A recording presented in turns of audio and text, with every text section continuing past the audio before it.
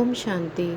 जैसा कि हम सभी जानते हैं कि बाबा हमें योग करने के लिए कहते हैं और इससे हम कई सारे अपने बातों के सलूशन को निकाल सकते हैं।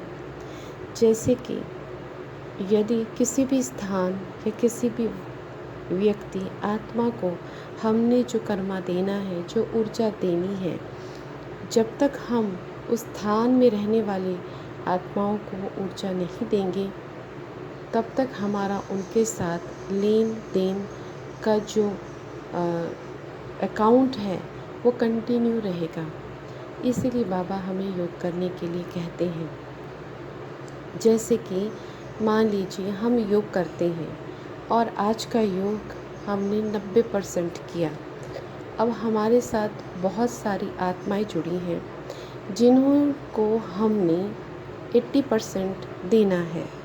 अब 80% धन भी हो सकता है, 80% सेवा हो सकती है, 80% कुछ भी हो सकता है जो हमने मनसा वाचा कर्मणा स्थूल और सूक्ष्म में उनको दिया है।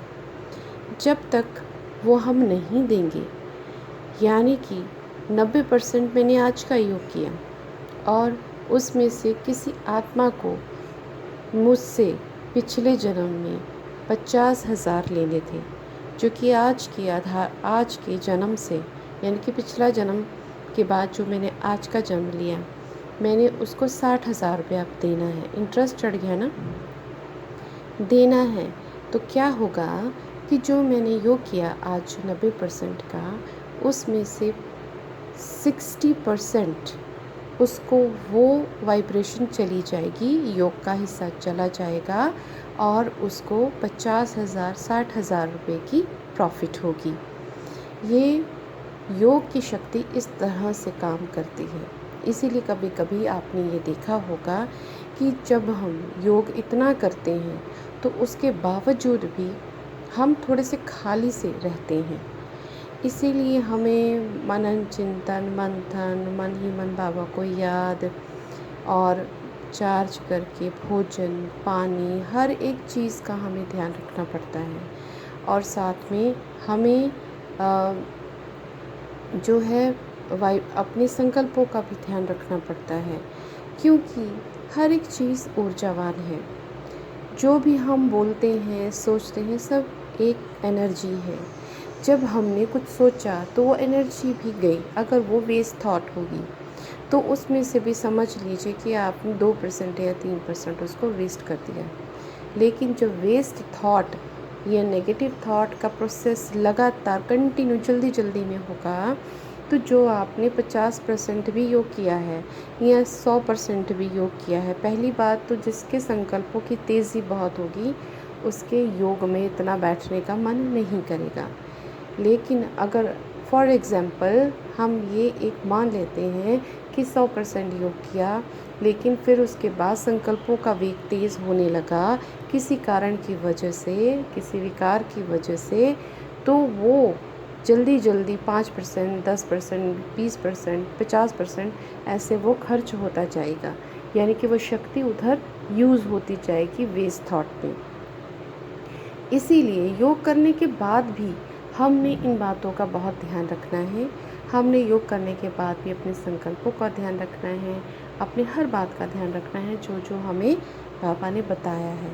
तो उससे ये होगा कि हमने जिस स्थान में और जिस आत्माओं को ऊर्जा जानी है वो योग के द्वारा उनको पहुंच जाएगी। उनको धन के द्वारा जो हमने सेटिस्फाई करवाना था या उनको दुआओं के द्वारा जो करवाना था या जिस तरह से सेवा हाथों से करवानी थी, कैसे भी करवानी थी, वो योग के द्वारा वो ऊर्जा उनको चली जाएगी और आपके उसमें से वो हिस्सा कट जाएगा। जैसे मान लीजिए ऐसे रोज़ योग कर के वो चीज़ें हमने ख़त्म की, लेकिन उसके बाद हमें ज्ञान की समझ और उसकी धारणा का होना बहुत ज़रूरी है। क्योंकि जब हम ज्ञान को यूज़ नहीं करते हैं तो ये योग की शक्ति ऐसे ही वेस्ट होती जाती है। जब हम ज्ञान को यूज़ करते हैं, अपनी अच्छी बातों का मनन चिंतन करते हैं, प्रभु को याद करते हैं, तो पिछले पास्ट कर्मा जो अब तक का अपनी उम्र का जो हमने किया है उसका भी भुगतान हमने करना है योग के द्वारा। नहीं तो फिर जो भोगना आती है, भोगना माना योगी जीवन में तो भोगना ऐसे आती है कि आपका योग नहीं लगेगा, लेकिन उसके बावजूद भी बाबा आपको खींचता रहेगा, आपसे कुछ ना कुछ सेवा करवाएगा, मनसा वाचा कर्मणा या लिखित रूप में, या कुछ ना कुछ आपको बुद्धि में क्लिक करवाता रहेगा। तो ऐसे योगी जीवन का आगे आगे बाबा उनको खींचता चला जाता है, उनको पुल करता चला जाता है।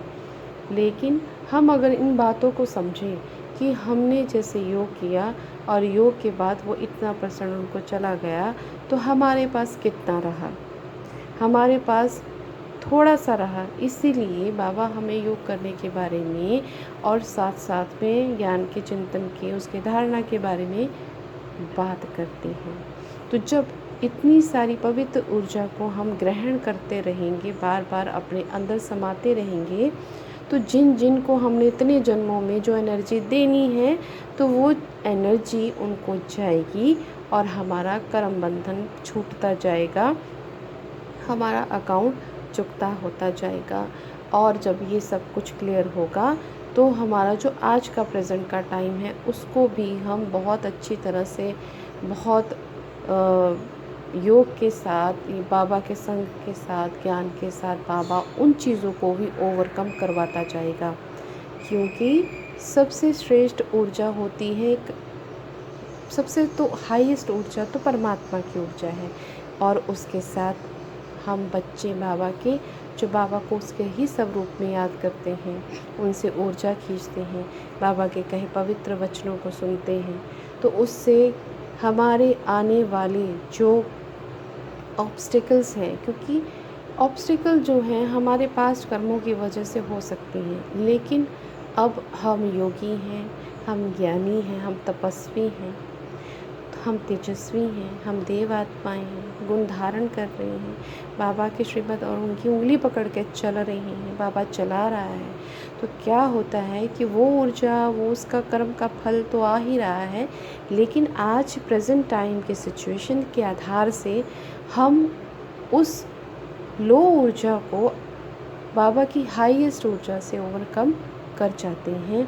इसीलिए हमको परिस्थिति या शारीरिक जो भोगना है वो हमें बिल्कुल, जिसे कहते हैं ना कि कांटे से बिल्कुल ही, शूल से कांटा, कांटे से फूल और फूल से भी रुई जिससे हल्का हो जाता है, तो वो स्थिति हमारी बन जाती है। तो इसीलिए रोज़ बाबा को याद करें, बीज रूप का अभ्यास करें। बीज का अगर अभ्यास नहीं होता है तो बाबा को महसूस करें, उनके महावाक्य को सुने, बाबा के श्रीमत पे चलें, भोजन और पानी को चार्ज करके पिएं और दूसरों को पिलाएं, खाना खुद पकाएं और दूसरों को पका करके खिलाएं। अगर मजबूरी है, किसी के हाथ के बना का खाना खाना पड़ता है, तो उसे प्रभु को समर्पित करते हुए, इसको चार्ज करते हुए कंज्यूम करें। क्योंकि योग माना सहज रहना, फ्लेक्सिबिलिटी इन द लाइफ। तो जब तक फ्लेक्सिबिलिटी नहीं आएगी तो हम एक योगी नहीं कहला सकते।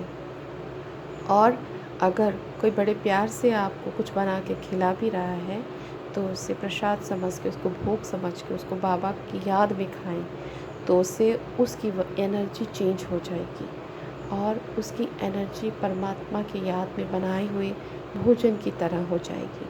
तो हमारे लिए इजी हो जाएगा हर जगह पे जाना, हर जगह पे जाके फिट होना। इसीलिए बाबा की याद में ज़्यादातर रहें, अपने स्थूल सभी कार्य करें, पढ़ने वाले बच्चे पढ़ते रहें, आगे बढ़ते रहें, इससे हमारे पिता का ही नाम वाला होगा। जॉब करने वाले अपनी जॉब में रहें, आगे बढ़ें, सक्सेस हो, बिजनेसमैन आगे बढ़ें, अपने प्रोफेशन को मत छोड़ें, उसमें रहते हुए बाबा की याद से उस प्रोफेशन को भी अच्छी ऊर्जा दें और अपने कर्मों को भी अच्छा करें। और इससे परमात्मा बाप का भी नाम वाला होता है। जैसे किसी माँ बाप के बच्चे बहुत पढ़े लिखे और अच्छे स्टेज पे होते हैं और साथ में बड़े अच्छे संस्कारी और गुणवान होते हैं, तो माता पिता का तो नाम वाला होता ही है। तो उसी तरह से हमने अपने किसी भी फील्ड में रहते हुए, कहीं भी रहते, अगर हम कुछ भी नहीं कर रहे तो भी संतुष्ट रहते हुए, स्थान में रहते हुए, क्योंकि बहुत सारी सेवाएं हैं। ज़रूरी नहीं है कि आप वाचा कर्मणा से ही सभी को संतुष्ट करें। मनसा सेवा भी सबसे बड़ी सेवा है। तो इन सभी चीज़ों का उपयोग करते हुए जो बाबा ने हमें विधियाँ बताई हैं, उनका योग करते ही आगे बढ़ते जाएं। योगी जीवन है, यानी सहज रहना, फ्लेक्सिबिलिटी रहना, फ्लेक्सिबल रहना है। इन सभी बातों का ध्यान रखें। ओम शांति।